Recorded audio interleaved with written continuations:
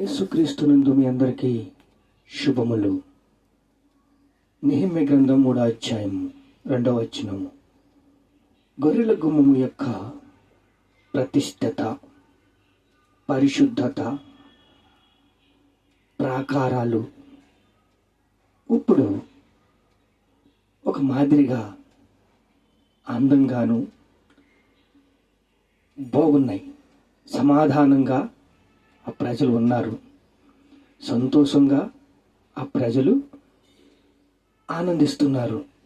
ఓ పక్కన శ్రమ ఉన్నా ఇంకో పక్కన అభివృద్ధి కనపడుతుంది, ఆనందం కనపడుతుంది, సంతోషం కనపడుతుంది.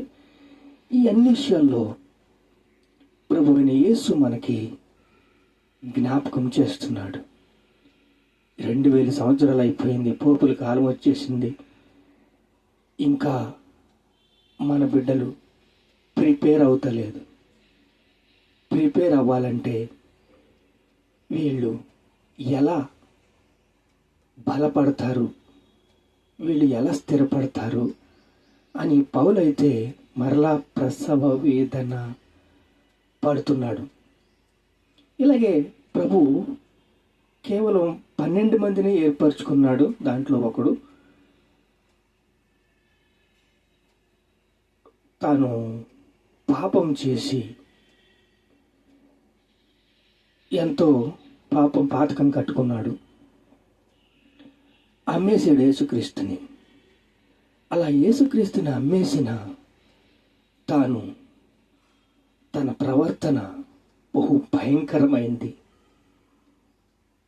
ఆ ప్రవర్తన ఇప్పుడు జనాల్లో, ప్రజల్లో ఒక ఏమందాం రాజ్యాళిత్వం అంటే రాజ్య పరిపాలన చేస్తుంది. ఆ రాజ్య పరిపాలన ఏమిటంటే పాపము తన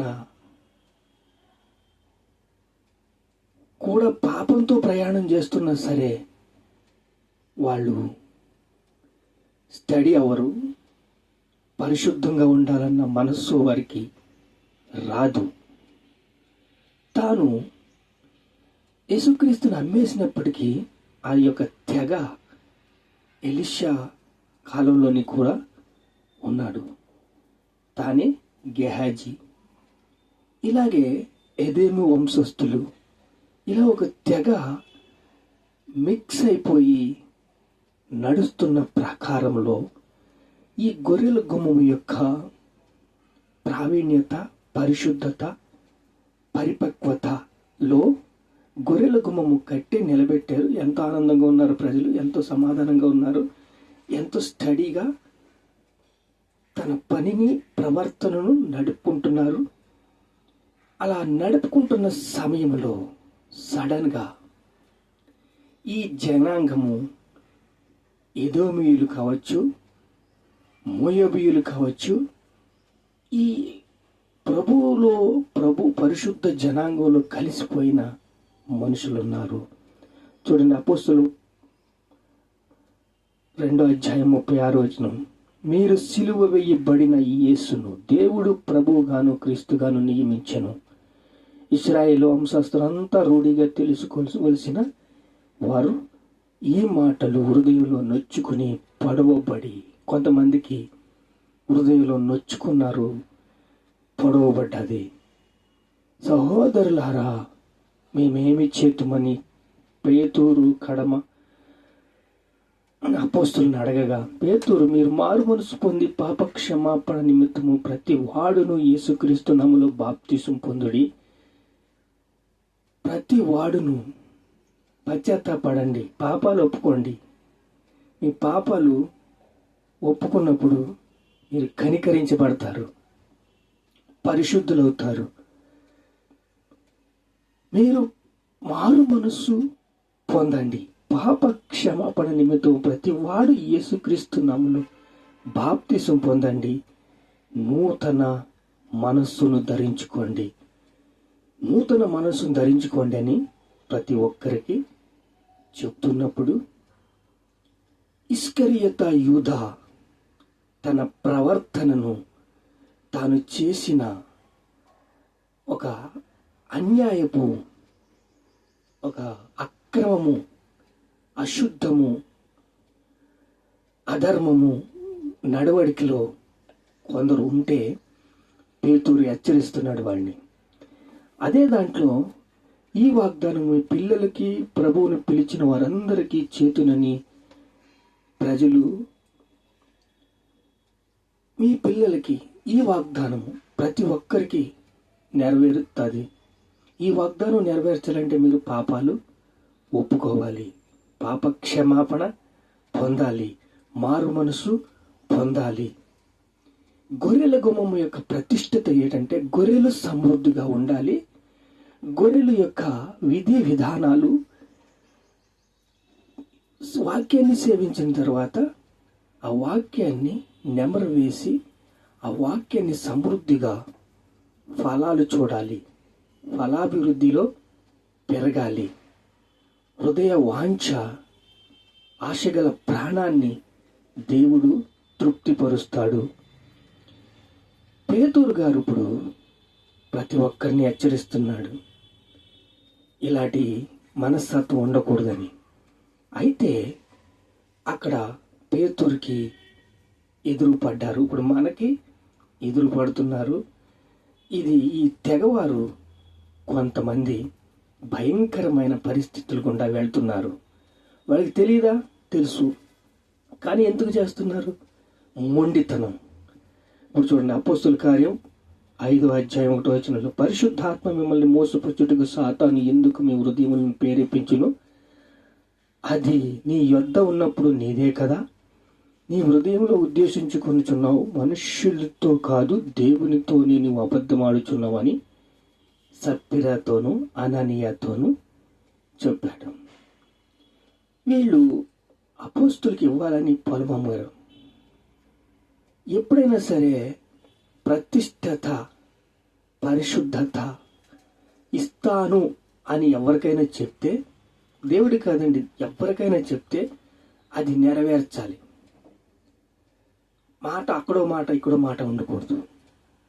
అలాగే దేవుడి విషయంలో కూడా దేవుడి దగ్గరే అబద్ధం ఆడేస్తున్నారు. దేవుడి దగ్గర నేను ఇవ్వలేను, నా కొమ్మ నేను నరుక్కోగలనా? నిజమే, నా ఉండే పరిస్థితులు, రేపే 20 సంవత్సరాలు అయిపోయింది నా వయస్సు, నేను వాక్య పరిచర్య చెయ్యాలి, 10వ భాగము ఇవ్వాలి, 10వ భాగము ఇవ్వకపోతే అది ప్రమాదం. ఒకసారి ప్రభు నన్ను అన్నాడు, కరెంటు బిల్లు కట్టావా అన్నాడు. నా ఉదయం నొచ్చుకుంది. తర్వాత ఇష్టం పట్టాను. నాలోనే దోషాలున్నాయి, అంశాలు చాలా ఉన్నాయి. కానీ అలా ప్రభు మాట్లాడుతున్నప్పుడు కొంచెం సేవ పరిచర్య పెరిగిన కొద్దీ ప్రభు అన్నాడు, నీ కొమ్మను నువ్వు నరుక్కుంటావా అన్నాడు. సరే, నేను ఒకడనే మొదలు పెట్టాలా? అవును, నువ్వు ఒకడవే మొదలు పెట్టాలి. నీ కొమ్మ నువ్వు నరుక్కుంటే నువ్వు పడిపోతావు కదా. పైనుంచి దూకు అంటే సైతాను చేతులు ఎట్టు పట్టుకుంటాడని చెప్పాడు కదా అని ప్రభు మాట్లాడితే, ఆ ప్రభు మాటకి నేను కట్టుబడి ముందుకు వెళ్తున్నాను. అలాంటిదప్పుడు ఇక్కడ అననీయ, సప్రియ ఒక తెగ ఏం చేస్తున్నారంటే పరిశుద్ధాత్మనే మోసపుస్తున్నారు. పరిశుద్ధాత్మని సాతాను ఎందుకు నీ హృదయము ప్రేరేపించును? అది నీ యొద్ద ఉన్నప్పుడు నీదే కదా. ఏమండి, 100 ఎకరాలు ఉంది, మీదే కదా. మరి ఎందుకు ఆ టెంప్టేషన్స్? ఎందుకు గాలొస్తే ఎగిరిపోయేలా పుట్టువలే ఉంటారు? పాపము మిమ్మల్ని పట్టుకుంటుంది. ఇవ్వాలన్నప్పుడు ఇచ్చేయాలి. నేను ఇవ్వలేను అంటే స్థిర మనస్సు చేసుకోవాలి. ఎంత ఖర్చు ఉంది, ఎంత ప్రయాణం ఉంది, ఎంత సరిహద్దులు ఉన్నాయి, ఎంతవరకు వెళ్ళగలము ఆలోచించుకుని దేవుని సన్నిధిలో అడిగి, దేవుణ్ణి ప్రతిదీ దేవుడితో డిస్కషన్ చేసి, దేవుడితో మేము ఏం చెయ్యాలి, ఏమి చెయ్యకూడదు అని దేవుడితో డిస్కషన్ చేసుకున్నప్పుడు, అది నీ వద్ద ఉన్నప్పుడు నీదే కదా. పరిశుద్ధాత్మను మోసపుచ్చుటకు సాతాను ఎందుకు నీ హృదయములు ప్రేరేపించును? నీ హృదయమును ఉద్దేశించుకుంటున్నావు, మనుష్యులతోని కాదు, దేవునితోనే నీవు అబద్ధమాడుచున్నావో. దేవునితోనే అబద్ధమాడతావా నువ్వు? పేతురు చెప్పినట్టుగా ప్రాణాలు విడిచేశారండి. ఈరోజు ఆ మాట వర్తిస్తుంది, ప్రతి ఒక్కరికి వర్తిస్తుంది. నేడే రక్షణ దినము, ఇదే అనుకూలమైన సమయము. నేడే రక్షణ దినం, రక్షించబడాలి. పేతురు గారు ఏమంటున్నారు? వాళ్ళకి పొడవబడింది మాటలు చెప్పగానే, ఈ మాటలు సిలువ వేసిన మీరందరూ కలిసి సిలువ వేశారు కదా, శాస్త్రులు పరిసయ్యులు ప్రతి ఒక్కరూ కలిసి సిలువ వేసిన క్రీస్తును దేవుడు ప్రభువుగాను క్రీస్తుగాను నియమించును. ఇశ్రాయేలు వంశులంతా రూఢీగా తెలుసుకున్న వాళ్ళని ఈ మాటలు హృదయంలో నొచ్చుకున్నారు. అలా నొచ్చుకోగానే మేమేం చెయ్యాలి అని అడిగారు. నిజం, ఈరోజు నేను ఏం చెయ్యాలి మీ మనసులో నిర్ధారించుకుంటే ఎంతో బాగుంటుంది. నేడే రక్షణ దినము, ఇదే అనుకూలమైన సమయము. మనుషులందరి మీద నా ఆత్మను కుమ్మరిస్తున్నాను.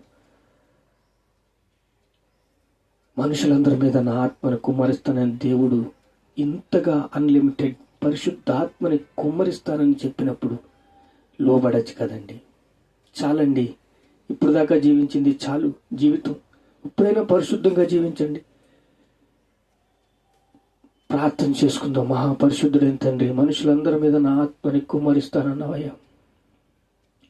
నెహెమ్యాని కలిగిన ఈ మనస్సు మాకు కలగాలి. పేతురు కలిగిన మనస్సు మాకు కలగాలి. పౌలుకు కలిగిన మనస్సు మాకు కలగాలి. దావీదుకు కలిగిన మనస్సు మాకు కావాలి. ప్రతిష్టత, గొర్రెల గుమ్మము యొక్క ప్రతిష్టత, పరిశుద్ధత, ప్రావీణ్యత. తండ్రి, ప్రతి ఒక్కరిని నువ్వు హృదయాంతరంగములను శోధిస్తున్నావు తండ్రి. స్తోత్రాలు, స్తోత్రాలు, స్తోత్రాలు.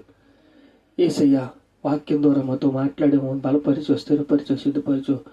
మీకే సమస్త మహిమ, ఘనత, ప్రభావాలు చెల్లిస్తున్నాం తండ్రి. ఆమేన్.